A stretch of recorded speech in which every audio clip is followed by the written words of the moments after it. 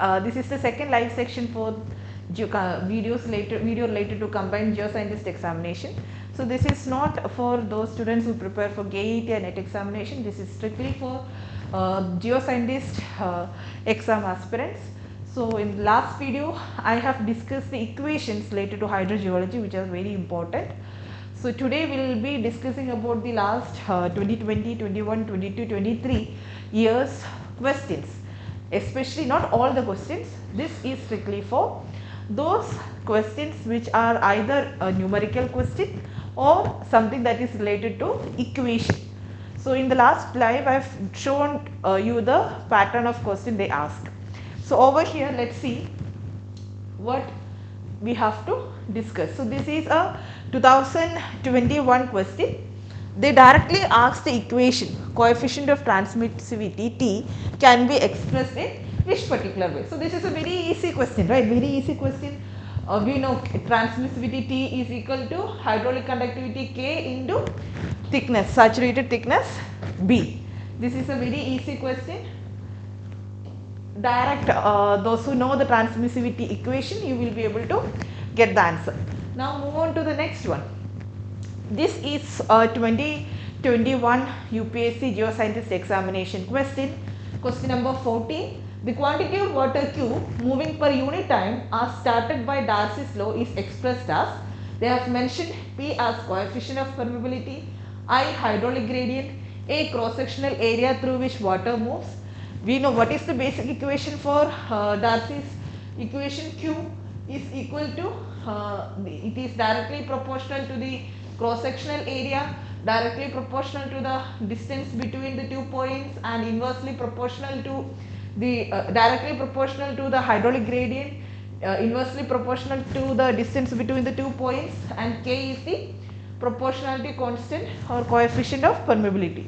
So over here in terms of the data they have given, I can write instead of K they have given it as P into cross sectional area A, and dH by dL, which is hydraulic gradient, is notated by the letter I. So Q is equal to P I A. This will be the answer. Okay, clear? Moving on. This is also 2021 UPSC question. Which one of the following is the correct expression for determining the Reynolds number? This is a very, they have repeated twice. Equation they have repeated thrice actually about Reynolds number. This equation, a numerical question, and another equation for Reynolds number has been asked. We will be going through all those questions today. So here just need to get the equation for Reynolds number. We know Reynolds number is rho Vd by mu. Density, rho is the density, V is the velocity, D is the diameter of the pipe, mu is the viscosity of the fluid passing through the pipe. Moving on. The total mechanical energy per unit weight H as expressed by Bernoulli's equation is pressure P, specific weight per unit volume, velocity of flow of water, density of water, acceleration due to gravity, elevation head measured from a datum plate. This is also a very direct question.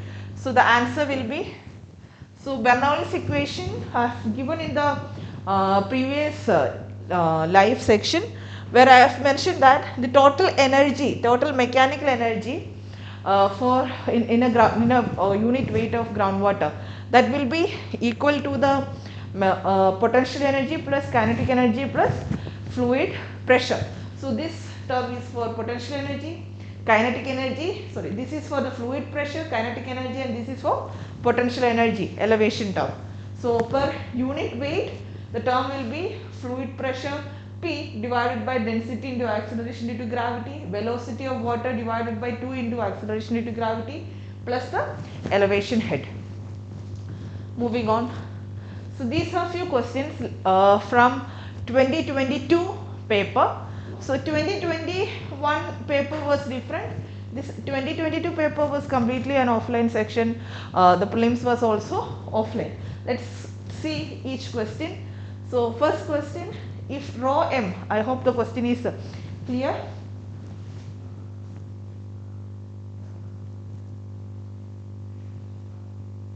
Yeah. Now over here, if rho m is the density of mineral particles and rho d is the bulk density, then the porosity alpha of rock can be expressed as. You should know the relationship between porosity, bulk density and particle density. Porosity n is equal to 1 minus bulk density divided by particle density. This is the equation. So, if I then n is equal to particle density minus bulk density divided by particle density. This is the equation.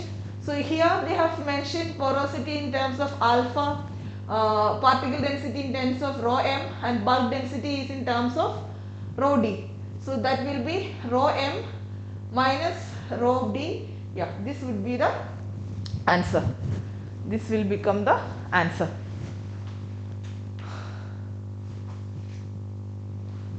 Okay, I hope it is clear.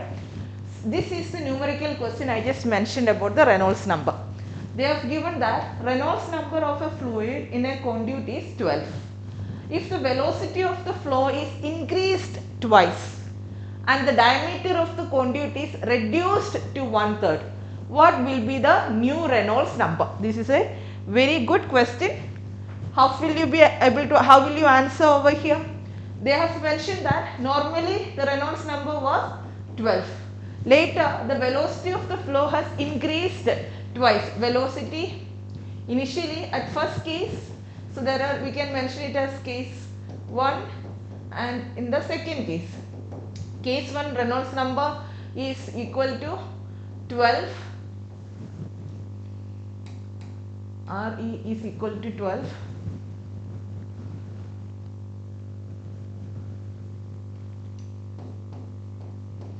Then velocity, let's take the term as v, and diameter is d. So, over here we know the equation Reynolds number is equal to density into velocity into diameter d divided by mu. So, this was the case 1 and this value was equal to 12. Now, in the second case they have mentioned that if the velocity of the flow is increased by twice, so velocity become 2v and the diameter is reduced to 1/3. So, diameter become 1/3 d. What is the Reynolds number? So, Reynolds number will be equal to density and viscosity is not changing, the fluid is the same, and instead of v we have to write it as 2v into 1/3 diameter. So, d is 1/3. So, these are the data. So, if we know rho v d, this I can rewrite as in this way, rho v d by mu is equal to 12 into 2/3, and that is 24/3, which is equal to 8. So, the answer will be C, 8 will be the answer. I hope it is clear. It's a very good question. If you should know the equation for Reynolds number to solve the question. Okay, it will not take much time to finish this. It's a very easy.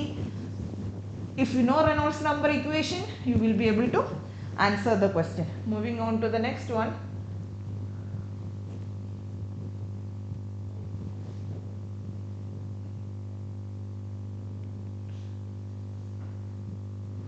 Okay, let's check on this question. In a groundwater sample, the concentrations of calcium and magnesium are 100 parts per million and 50 parts per million respectively. What is the total hardness of the groundwater sample? What should be the first thing? First, you should know what is the equation for calculating the hardness. What is the equation? Hardness is equal to 2.5 of calcium concentration plus 4.1 of magnesium concentration. So, here they have provided calcium concentration is 100 to 2.5 into 100 plus 4.1 into 50. You just need to solve it out. Simple, easy question. This will be 250 plus 205. 250 plus Yeah, this will be 250 plus 205, 250 plus 205, and that will be equal to 455. So answer will be D. This will be the answer. Simple questions, numerical questions in UPSC is very simple. It's not at all tough, but basics equation is mandatory if you want to score the mark. Now this question, in the groundwater sample, concentration of sodium, calcium, magnesium are 15, 12 and 6 equivalent per million respectively. What is the sodium absorption ratio value of groundwater sample? See, this is a very common question. Either they will ask equation of SIR or they will give you a numerical related to the sodium absorption ratio. So you should know what is the equation. SAR, sodium absorption ratio, is equal to concentration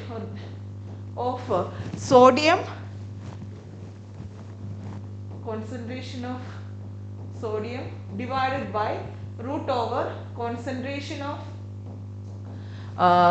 calcium, concentration Na plus calcium 2 minus calcium 2 plus Mg, magnesium divided by 2.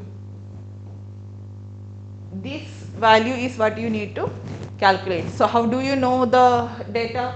Sodium value will be equal to 15 divided by 12 plus 6 by 2.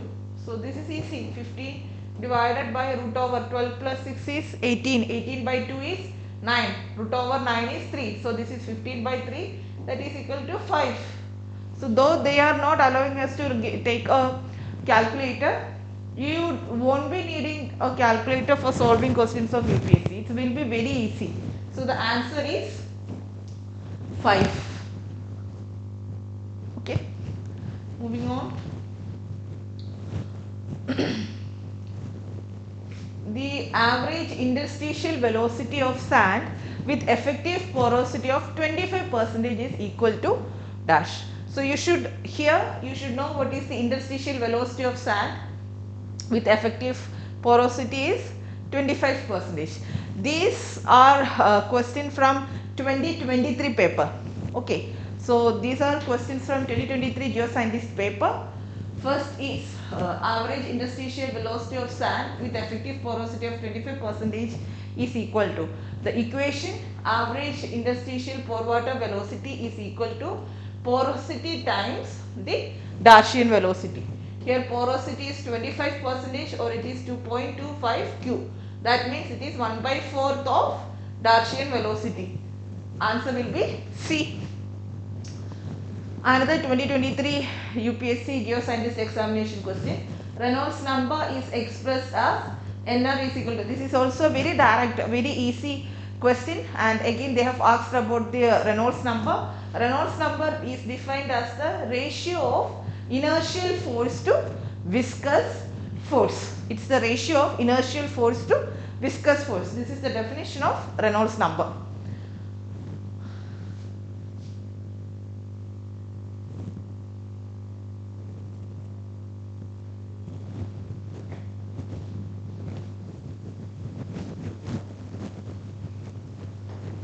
Look at this question. Which one of the following is correct about non-carbonate hardness? What is non-carbonate hardness means? Non-carbonate hardness means from the total hardness you have to subtract the alkalinity value. So there you are not considering about the carbonates. So this again a direct question.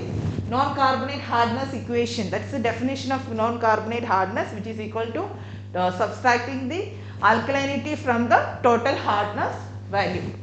Now so that was the 2023 paper. So here this is 2020 paper of Geoscientist Examination, preliminary paper. Let's look at the question number 105. In an area of 100 hectare, the water table dropped 4.5 meter, porosity is 30%, specific retention is 10%, change in groundwater storage will be how much?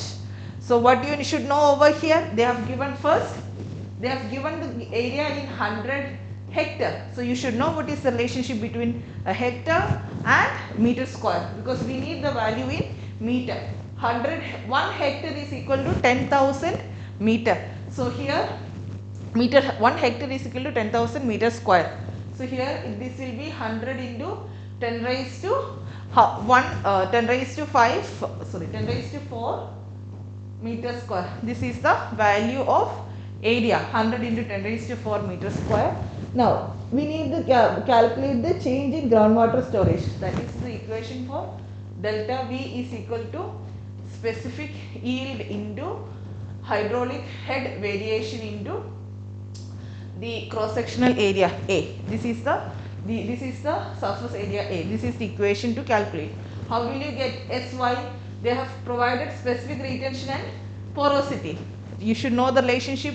Porosity N is equal to specific retention and specific yield sum. So I can calculate SY is equal to N minus SR. Porosity is 30 minus 10, that is 20% is the specific yield. And H is given as 4.5. So this is equal to 0.20 into 4.5 into 100 into 10 raised to 4. Easy question. Direct. This will become 0.9 into 10 raised to 100 into 10 raised to 4, or that will be 9 into 10 raised to 5 meter cube. That's over here. Easy question. If only one thing that can confuse, that is this particular, if you don't know how to convert an hectare to meter square, there can be an issue. Otherwise it would be very easy direct question. Now move on to the next one, that is sodium adsorption ratio. We have just solved numerical from this section. So you can see they have asked equation in this is 2020 paper, and later on they have asked a numerical from this particular equation. So this is why I always mention that it's very important to solve a previous year paper in order to understand the question pattern and how repeated the questions will be, the portions that you have to study, the weightage depending upon the topic, not the subject wise weightage. It's in UPSC, it's not the subject wise weightage. From all the subject, almost equal number of questions will be coming. The difference is on the topic. When it comes to geomorphology, fluvial geomorphology is having the highest weightage than any other geomorphology sections. So by solving the previous year question, what you will be able to understand is that the weightage, topic wise weightages, which is very important for revising purposes. Moving on to the next question. Okay, so I hope you know the answer over here, that is sodium by calcium plus root over calcium plus magnesium divided by 2. Next one is consider the following regarding Darcy's law. Direct Darcy's law is what they have asked. You need to calculate correct rate of flow or flux velocity of groundwater.